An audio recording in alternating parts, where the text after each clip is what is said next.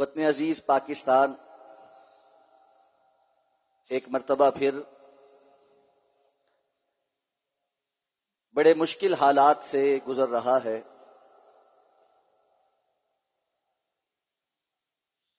اور جس قسم کی حالات کی سنگینی بڑھتی جا رہی ہے، میں ضروری سمجھتا ہوں کہ منبر اور محراب سے حقیقی معنوں میں کتاب و سنت کی روشنی میں پاکستانی عوام تک اللہ اور اللہ کے رسول صلی اللہ علیہ وسلم کا پیغام پہنچایا جائے، اس ذمہ داری کو ادا کیا جائے جو دیکھنے میں یہ آ رہا ہے کہ عموماً اختیار نہیں کی جا رہی۔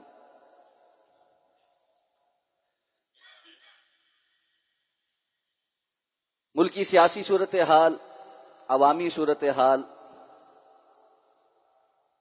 بہت زیادہ جذباتی اور اگر یہ کہا جائے کہ خون آشام ہوئی چاہتی ہے تو شاید مبالغہ نہیں ہوگا۔ سب سے پہلی اور بنیادی بات یہ ہے کہ قتل و غارت گری یہ اسلام کبھی بھی پسند نہیں کرتا۔ ہم میں سے مختلف لوگوں کی اپنے اپنے نظریات کے مطابق وابستگیاں ہیں،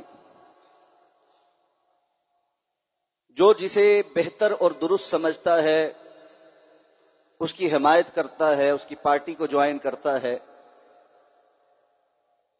قطع نظر اس بات سے کہ کس کا کس سے تعلق ہے۔ سب سے بنیادی بات یہ سمجھ آنی چاہیے کہ جلاؤ، گھیراؤ، مار دو، قتل کر دو، یہ کسی چیز کا کوئی حل نہیں۔ ہم نے ماضی میں بھی سیاسی لیڈروں کو قتل ہوتے دیکھا۔ لیاقت علی خان سے جو سلسلہ شروع ہوا تھا، پاکستان کی سیاسی تاریخ خون آلود ہے۔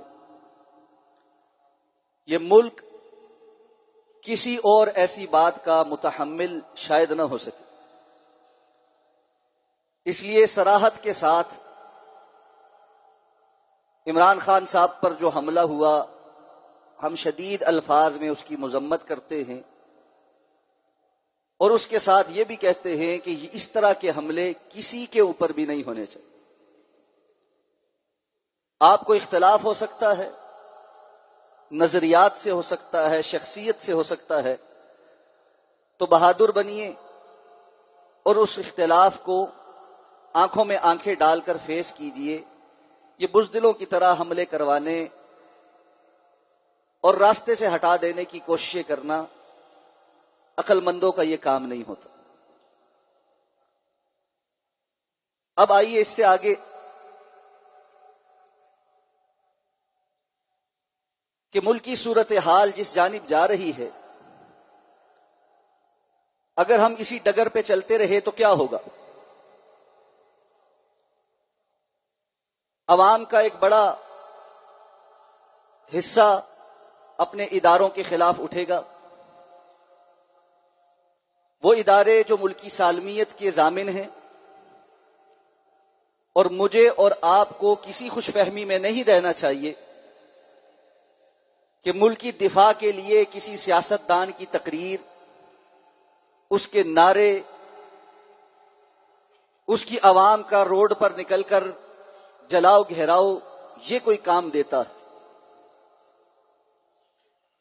ہمیں کسی ذمہ دار سے اختلاف ہو سکتا ہے، لیکن یہ ہمارے ہی بیچ سے اٹھ کر ہمارے ہی بھائی ہیں جو راتوں کو بارڈرز پر کھڑے ہو کر پہرا دیتے ہیں، ملکی سالمیت کے دفاعی لائن کی دیوار بنے ہوئے ہیں، اور میں اور آپ اس ملک کے اندر اطمینان سے سوتے بھی ہیں، اور جو منہ میں آئے وہ بیان بھی کرتے ہیں۔ یہ بات یاد رکھیے اس قدر وسعت اور آزادی دنیا کے اکثر ممالک میں حاصل نہیں ہے کہ میں ممبر پر کھڑا ہو کر جو کچھ بولنا چاہوں بول جاؤں. آپ سوشل میڈیا پر کوئی بھی ویڈیو بنا کر کچھ کہہ دیں، آپ کو اس ملک میں آزادی ہے کوئی نہیں پوچھتا. اس آزادی کی قدر کیجیے. اس فتنے کا حصہ ہرگز نہ بنیے جس فتنے کا حصہ کچھ عرصہ قبل عراق کے لوگ بنے، لیبیا کے لوگ بنے، تیونس کے لوگ بنے، یمن کے لوگ بنے، شام کے لوگ بنے. ان کی سابقہ اور موجودہ صورتحال ہم سب کے لیے عبرت حاصل کرنے کے لیے بہت کافی.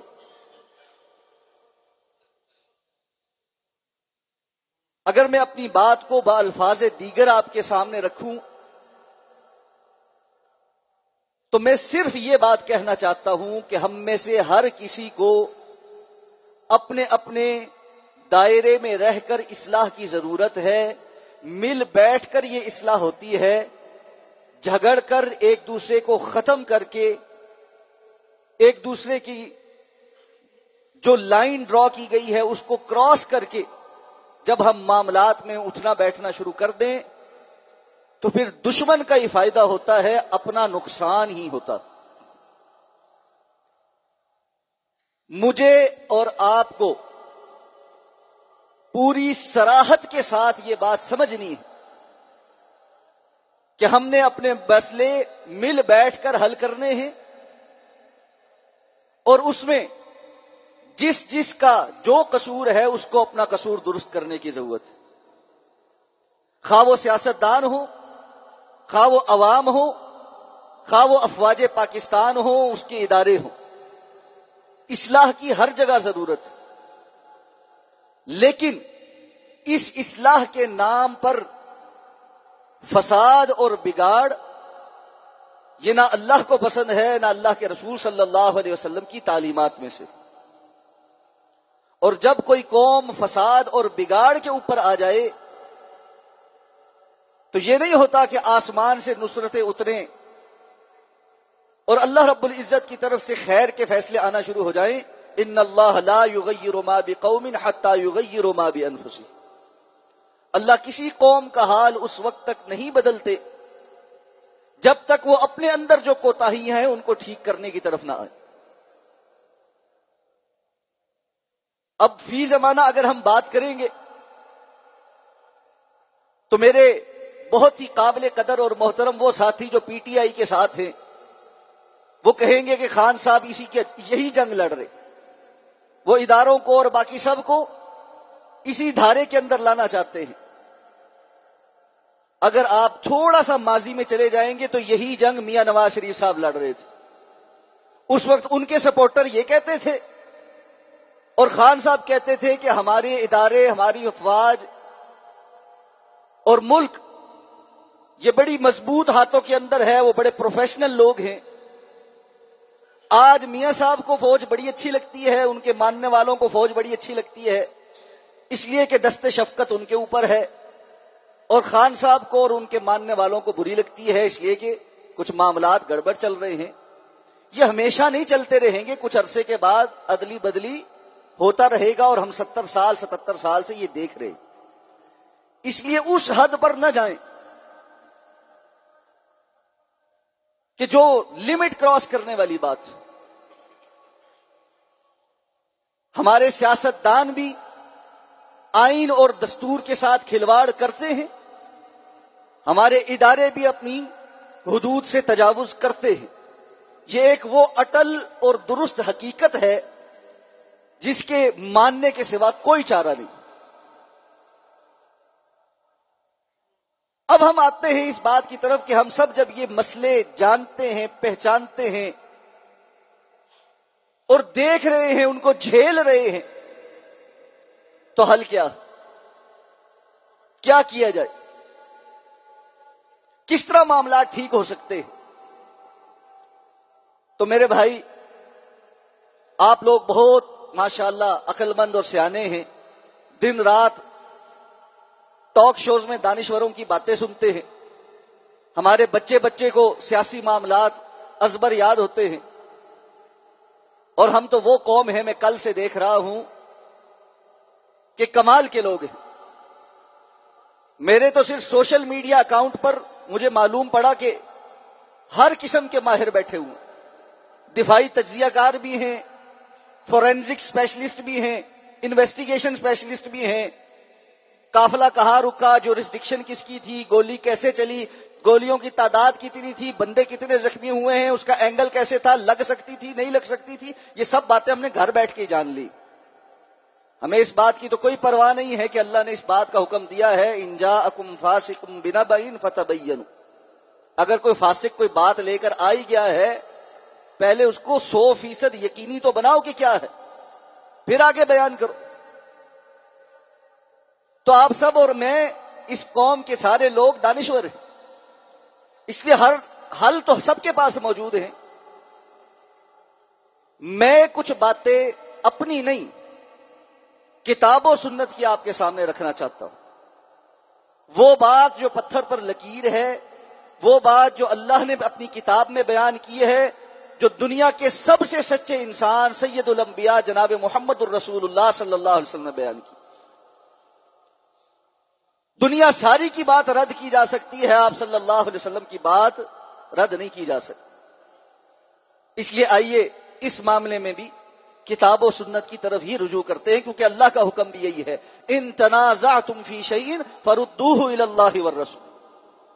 جہاں تنازع ہو جائے، جہاں بحث ہو جائے، جہاں لڑائی ہو جائے، اس کو اللہ اور اللہ کے رسول کی طرف لوٹاؤ، دیکھو وہاں سے کیا پیغام آیا۔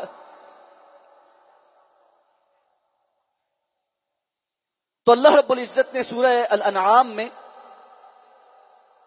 میرے اور آپ کے لیے ایک پیغام چھوڑا ہے، جو آیہ مبارکہ میں نے آپ کے سامنے تلاوت کی، یہ سورہ الانعام کی آیت نمبر 65 ہے۔ اللہ کے رسول قل، آپ کہہ دیجئے، هو القادر، وہ رب باری تعالی اس بات پر قادر ہے، علی ان یبعث علیکم عذابا من فوقکم، کہ وہ تمہارے اوپر سے عذاب نازل کرے، او من تحت ارجلکم، یا تمہارے قدموں کے نیچے سے عذاب تمہارے اوپر مسلط کرے، او یلبسکم شیعا، یا عذاب کی صورت یہ ہو کہ تم گروہ در گروہ، ٹکڑیوں در ٹکڑیوں بٹ جاؤ، وَيُذِيقَ بَعْضَكُمْ بَأْسَ بَعْضٍ، اور تم میں سے بعض ہی دوسروں کو تکلیف پہنچانا شروع کر دیں، نقصان پہنچانا شروع کرو۔ انظر، آپ دیکھیے، کیف نصرف الآیات، کس طرح ہم اپنی نشانیوں کو واضح کرتے ہیں، لعلہم یفقہون، کہ شاید کہ یہ کچھ سمجھ جائیں، کچھ عقل اختیار کریں۔ اس آیہ مبارکہ پر صرف غور کیجئے، اللہ رب العزت نے اپنی ناراضگی کی اور اس کی صورت میں عذابوں کی کچھ مثالیں اور کچھ صورتحال ہمارے سامنے واضح کی ہے، کہ عذاب اوپر سے بھی آتے ہیں، قدموں کے نیچے سے بھی آتے ہیں، اور اختلافات کی صورت بھی آتے ہیں۔ آئیے پاکستانی قوم کی حیثیت میں ہم اپنا جائزہ لے لیں۔ انسان کو آسمان سے بارشیں چاہیے ہوتی ہیں تاکہ پینے کا پانی میسر آئے، زمینیں سیراب ہوں، کھیتیاں لہلانے لگے۔ بارشوں کے موسم میں اللہ یہ رحمت نازل کرے اور وہ سیلاب کی صورت میں عذاب بن جائے، قادر علی ان یبعث علیکم عذابا من فوقکم، وہ قادر ہے اس بات پر کہ تمہارے اوپر سے تمہارے اوپر عذاب نازل کرے، او من تحت ارجلکم، یا تمہارے قدموں کے نیچے سے عذاب آئیں۔ قدموں کے نیچے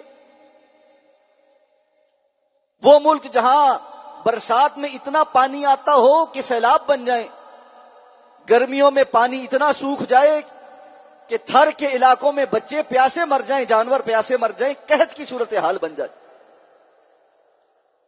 وہ ملک جہاں پر زلزلے آئیں تو پورے پورے علاقے ملیا میٹ ہو جائیں، پہاڑ آپس میں ایسے مل جائیں کہ بستیوں کی بستیوں کا نام و نشان مٹ جائے، وہاں کے لوگ بے فکر پھرتے ہوں، او من تحت ارجلکم، یا تمہارے قدموں کے نیچے سے وہاں پر عذاب آ جائے، او یلبسکم شیعا، یا وہ تمہیں گروہوں کے اندر تقسیم کر دے۔ اور گروہ کیسے ہیں؟ ہر ایک کی زبان آگ اگلتی ہے، ہر ایک کے ہاتھ دوسرے کا گلا دبانے کو تیار ہے۔ اور جب ہم گروہ کی بات کرتے ہیں تو صرف نام مذہبی فرقہ بندی کا آتا ہے۔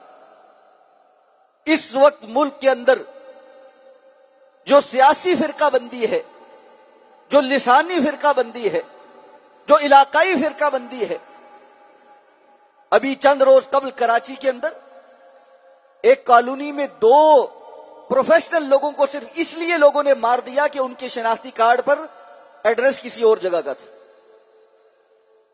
ہم جتھوں کی صورت میں جو ہاتھ آ جائے اس کی جان لے لیتے۔ وَيُذِيقَ بَعْضَكُمْ بَأْسَ بَعْضٍ،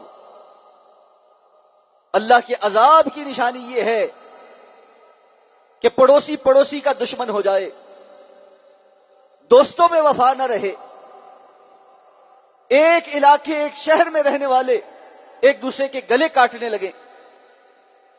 اور دوسری آیت میں اللہ رب العزت نے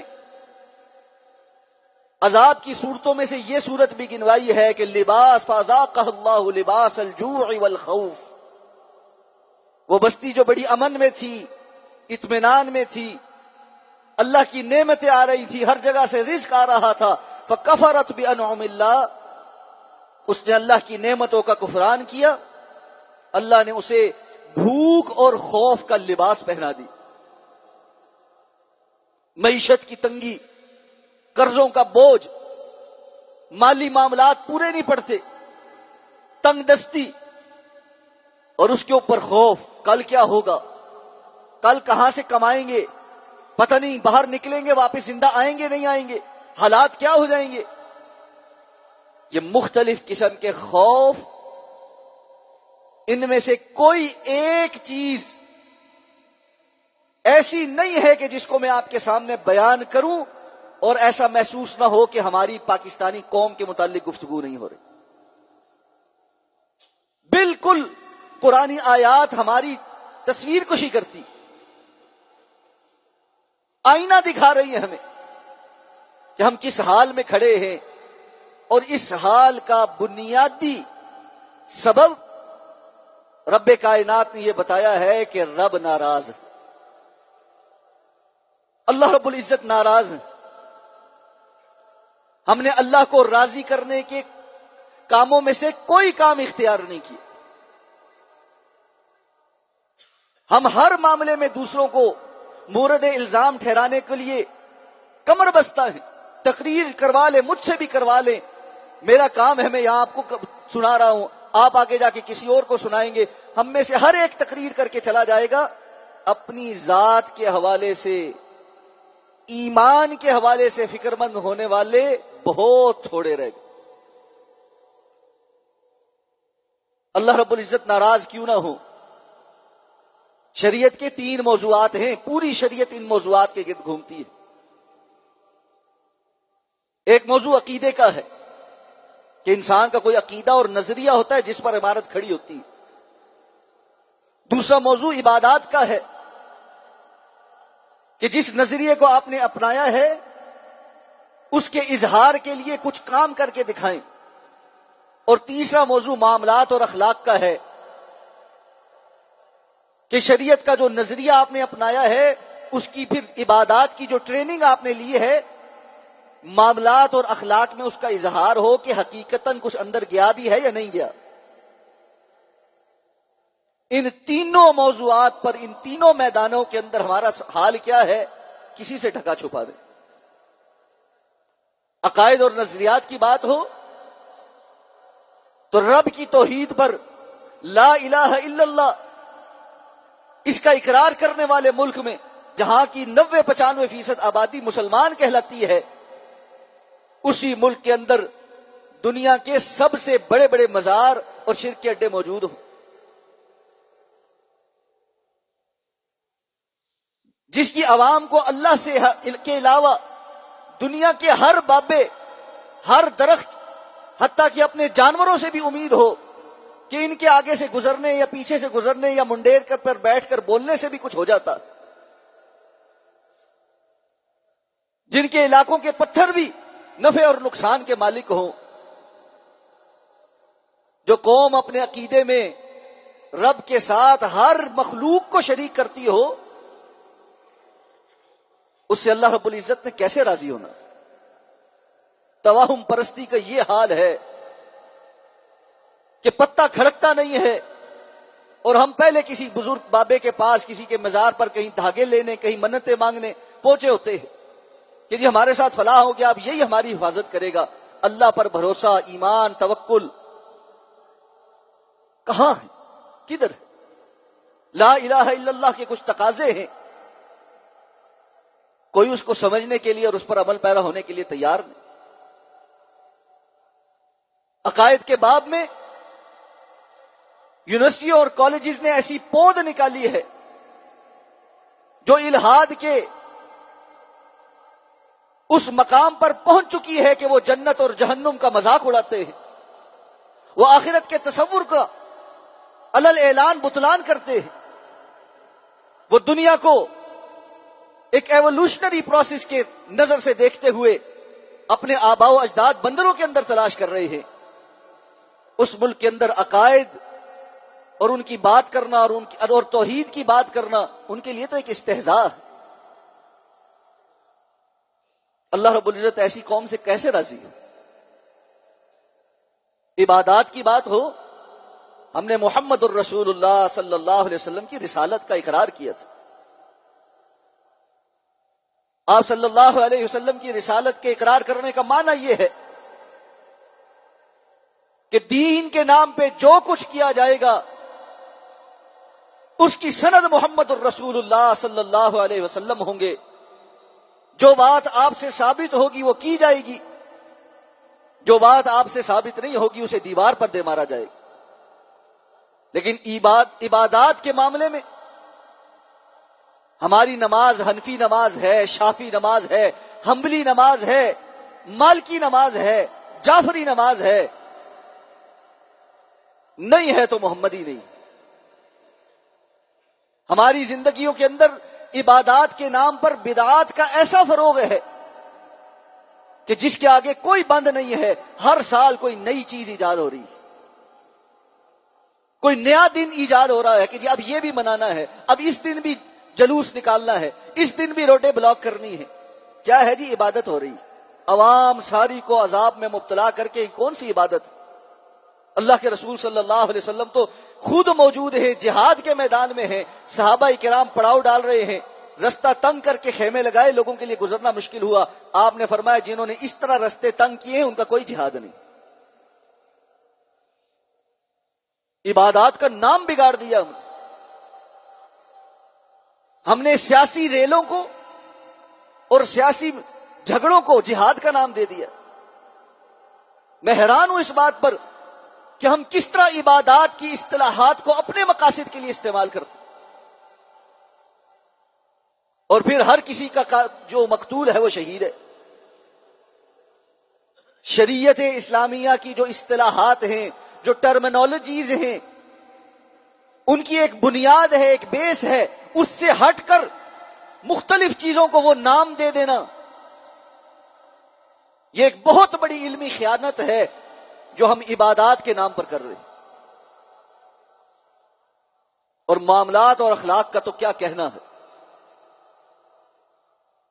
وہ امت جو اس نبی کی امت تھی جس کے بارے میں گارنٹی ہے وَإِنَّكَ لَعَلَىٰ خُلُقٍ عَظِيمٍ، آپ یقیناً اخلاق کے عظیم ترین مرتبے پر فائز۔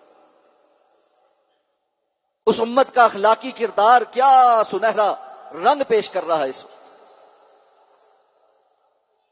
اللہ رب العزت نے قرآن مجید میں ارشاد فرمایا، ہم اس دن اپنی قرآن کی ترجمے کی کلاس میں بھی یہ آیت پڑھ رہے تھے، کہ لوگوں ایسا نہ ہو کہ تمہاری بد عہدیاں، تمہارا کردار ایسا ہو جائے جس کو دیکھ کر کوئی ایمان پر آیا تھا وہ واپس مرتد ہو جائے، اور اس کے نتیجے میں اللہ رب العزت پھر تمہیں اللہ کے رستے سے روکنے کے جرم کی پاداش میں عذاب عظیم عطا فرما۔ ہمارا کردار، ہمارا فعل پوری دنیا دیکھ رہی ہے۔ پاکستانی قوم کو اس بات کا زعم ہے کہ پاکستان اسلام کا قلعہ ہے، اللہ اس کو اسلام کا قلعہ بنا دے، لیکن اس قلعے کے اندر جو مخلوق رہتی ہے، جو میں اور آپ ہیں، کیا ہم پوری دنیا کے سامنے بطور مسلمان پریزنٹیبل ہیں؟ آؤ بھائی آؤ مسلمان بن جاؤ۔ کیوں بن جاؤ؟ مسلمان ایسے ہوتے ہیں، کیسے ہوتے ہیں؟ جن سے مال خریدے تو کوئی گارنٹی نہیں ہوتی کہ یہ مال کیسا ہوگا۔ سیمپل جو دکھایا ہے وہ کیا ہے، مال کیا نکلے گا ڈبے میں سے کوئی پتہ نہیں۔ جس نے اگر ٹائم دیا ہے کہ فلاں ٹائم پر میں پہنچوں گا، کوئی پتہ نہیں۔ جس نے اگر وقت پر ادائیگی کا وعدہ کیا ہے، وہ اس وعدے کو کرتے ہوئے یہ جانتا ہے اچھا میرے پاس اس وقت تو پیسے نہیں آنے، 2 مہینے تو میں کھینچ ہی لوں گا، اور دل میں اتنا مطمئن ہے میرا پورا ارادہ تو ہے نا دینے کا، میں نے یہ تو نہیں کہہ رہا میں نہیں دے رہا، میں فراڈ نہیں کر رہا، وعدہ میں لکھ کر دے رہا ہوں 2 ماہ کا، 2 ماہ کے بعد 4 ماہ میں نے ویسے ہی کھینچ لینے ہیں، یہ مجھے پتا ہے۔ یہ وہ پریزنٹیبل مسلمان ہیں جن کی جا کر ماؤں سے بہنوں سے پوچھو وراثت میں حصہ ملا ہے تو وہ شرم کے مارے دوپٹے منہ پر رکھ کر منہ ادھر کر لیتی۔ بھائیوں سے کون حصہ لیتا ہے؟ ہمارے بھائی ہیں بیچارے، کیا کریں گے؟ ہم نے ان کو معاف کر دیا، اور یہ بھائی بیچارہ کروڑوں کی جائیداد پر آرام سے بیٹھا ہے کہ جی میری بہن نے مجھے معاف کر دیا۔ اللہ کے ہاں جواب دہ ہونا پڑے گا۔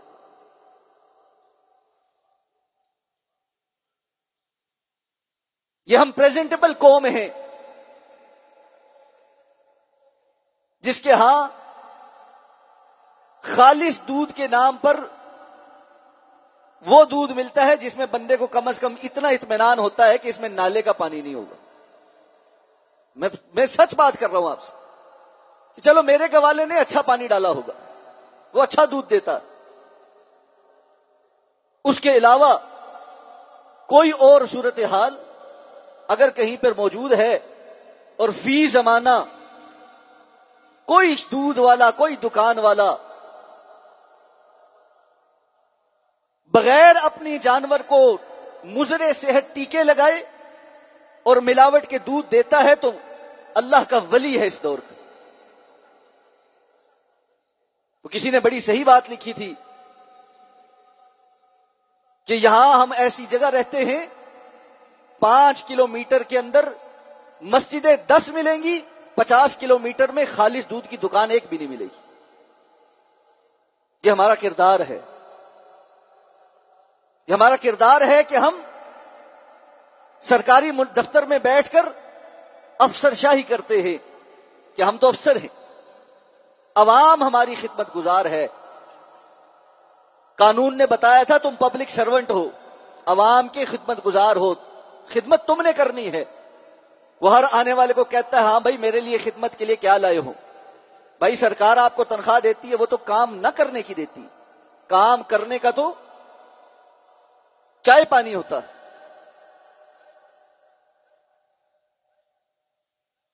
ابھی حالیہ میں رپورٹ پڑھ رہا تھا،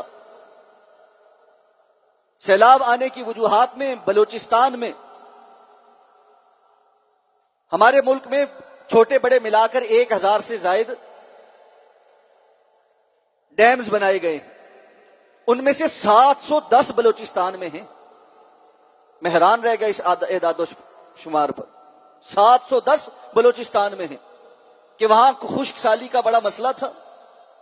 آج سے 10-12 سال پہلے، 10 سال پہلے تقریباً بلوچستان اور بالخصوص کوئٹہ اور اس کے گرد و نواح میں بدترین خشک سالی ہوئی تھی، 8 سال بارشیں نہیں ہوئی تھی۔ UN کے پروجیکٹس آئے وہاں پر، بڑی بڑی NGOs آئیں اور انہوں نے آ کر وہاں پر اس خشک سالی کے مسئلے کو حل کرنے کے لیے کچھ تجاویز دی. ان تجاویز میں سے ایک تجویز یہ تھی کہ پورے کوئٹہ شہر میں نئے کنویں کھودنے پر پابندی لگائی جائے گی. کوئی کنواں نہیں کھودے گا. میں کوئٹہ گیا, پتہ لگا جی کہ کوئی کنواں نہیں کھود سکتے. جس جگہ ٹھہرا ہوا تھا سامنے ایک کنواں کھد رہا تھا. میں نے کہا یہ تو کھد رہا ہے. کہتا جی صرف 5 لاکھ روپے ڈی سی صاحب کو دینے پڑتے ہیں, کنواں کھد جاتا. کل کی بی بی سی کی رپورٹ یہ ہے کہ بلوچستان میں سیلاب آنے کی وجہ صرف پانی کا زیادہ آنا نہیں تھا, بلکہ ڈیمز کے ٹوٹنے کی وجہ سے یہ سیلاب آیا. ڈیم کیوں ٹوٹے ہیں؟ اس لیے نہیں کہ پانی زیادہ آ گیا تھا, وہ تو ڈیم بنے اس لیے تھے کہ یہ زیادہ پانی سٹور کر لیں. 1 کروڑ روپے کا ٹھیکہ ملتا ہے, جس میں سے 65 لاکھ روپے ٹھیکیدار نے کہا کہ ہمیں مختلف اداروں کے لوگوں کو رشوت دینی پڑتی ہے. 35 لاکھ روپے کا چھوٹا ڈیم بنانا ہے, اس ڈیم میں سے اپنا پروفٹ بھی نکالنا ہے. اس نے ٹوٹنا نہیں ہے تو کیا ہونا؟ بلوچستان کے ایک گھرانے کے 3 بچے جو فوت ہوئے ہیں, ان کا باپ اس قتل کے جو قاتل ہیں ان کو کہاں تلاش کر؟ وہ ہم میں چھپے بیٹھے. وہ پہلی صف کی نمازیوں میں سے, وہ ہر سال عمرے حج پہ جانے والوں میں سے, اور وہ کہتے ہیں الحمدللہ ہم نے کاروبار کیا ہے. یہ ہمارے معاملات کی صورتحال ہے. ان معاملات اور ان اخلاق, ان عبادات اور اس عقیدے کے ساتھ مجھے بتلائیے رب کائنات کو ہم کہاں سے راضی کر رہے ہیں کہ وہ ہمارے حال پر رحم کرے. میں سب سے پہلے اپنے آپ کو, پھر آپ کو, اور آپ کے توسط سے آگے لوگوں کو, خدا کے لیے اس بات کو عام کیجیے. کچھ بولیے. امر بالمعروف اور نہی عن المنکر کا جو فریضہ ہے وہ سر انجام دیجیے. یہ صرف میرا کام نہیں ہے. اس بات کو لے کر باہر جائیے, بتائیے لوگوں کو میرے بھائی حالات اس طرح نہیں ٹھیک ہونے والے جس طرح میں اور آپ سوچ رہے. ان حالات کو ٹھیک کرنے کے لیے سب سے پہلے مجھے اپنے آپ کو ٹھیک کرنا ہے, آپ نے اپنے آپ کو ٹھیک کرنا ہے, اپنے رب کو اس طرح راضی کرنا ہے جس طرح اس نے بتلایا ہے. پھر اس کی رحمتیں بھی نازل ہوتی ہیں, پھر دل بھی جڑتے ہیں, پھر نیک قیادتیں بھی نصیب ہوتی ہیں, مخلص لوگ بھی ملنا شروع ہو جاتے ہیں, معاملات جڑنا شروع ہو جاتے ہیں. اب کرنے کا کام کیا ہے؟ کرنے کا کام ایک ہی ہے, توبہ استغفار کیجیے. من حیث القوم توبہ استغفار کیجیے اور فتنوں سے اپنے آپ کو بچائیے. آخری بات کر کے اپنی بات کو ختم کر رہا ہوں. رسول اللہ صلی اللہ علیہ وسلم نے فرمایا تھا, رہنمائی کی تھی کہ ایسا دور آئے گا فتنن کا قطع اللیل المظلم, ایسے فتنے آئیں گے جو اندھیری رات کی ٹکڑیوں کے مانند ہو. یصبح الرجل مؤمنا ویمسی کافرا یمسی مؤمنا ویصبح کافرا, صبح کو مومن شام کو کافر ہوگا, شام کا مومن صبح کو کافر ہوگا. ایک حدیث میں آپ نے فرمایا دنیا کے تھوڑے سے مال کی خاطر اپنے دین کو بیچ دے گا. دوسری حدیث میں آپ نے فرمایا القائد فیہا خیر من القائم, ان فتنوں میں بیٹھا ہوا شخص کھڑے ہوئے شخص سے بہتر ہو. والقائم فیہا خیر من الماشی, اور اس میں کھڑا ہوا شخص چلنے والے سے بہتر ہوگا. والماشی خیر منہا فیہا خیر من الساعی, اور چلنے والا دوڑنے والے سے بہتر ہوگا. یعنی جو جتنا تیزی کے ساتھ فتنوں کے اندر انوالو ہو رہا ہوگا, پیچھے ہٹنے والا, رکنے والا اس سے بہتر ہوگا. آپ سے پوچھا صحابہ کرام نے, اللہ کے رسول اگر ایسی صورتحال ہو جائے ہم کیا کریں؟ آپ نے فرمایا اپنے گھروں کو لازم پکڑو, اپنے گھروں کو لازم پکڑو. فتنوں کے دور میں گھروں میں رہنا فتنوں سے بچاؤ کا ذریعہ ہوتا. اللہ رب العزت سے اس دعا کے ساتھ اللہ وطن عزیز پاکستان کی حفاظت فرمائے. اللہ تعالی اس وطن کو جن وعدوں کے ساتھ بنایا گیا تھا, جن بنیادوں پر استوار کرنے کا ہم نے اللہ سے وعدہ کیا تھا, ان پر استوار کرنے کی ہم سب کو توفیق عطا فرما دے. اللہ تعالیٰ عوام کی حفاظت فرمائے, بڑے فتنوں سے محفوظ فرمائے, قتل و غارت گری سے محفوظ فرمائے. ہمارے بڑوں کو سمجھ عطا فرمائے, ہدایت عطا فرمائے. جن کے ہاتھ میں معاملات کی باغ دوڑ ہے اللہ ان کو فکر کرنے کی توفیق عطا فرمائے. اللہ ان کو اس بات کی فکر عطا فرمائے کہ ان کو احساس ہو جائے کہ انہوں نے بھی قیامت کے روز اللہ کے سامنے جواب دہ ہونا ہے. اللہ ہم سب کو بھی یہ احساس عطا فرمائے کہ ہم نے بھی اپنی اپنی جگہ پر اللہ کے سامنے جواب دہ ہونا ہے. اقول قولی ھذا واستغفر اللہ لی ولکم ولسائر المسلمین برحمتک یا ارحم الراحمین.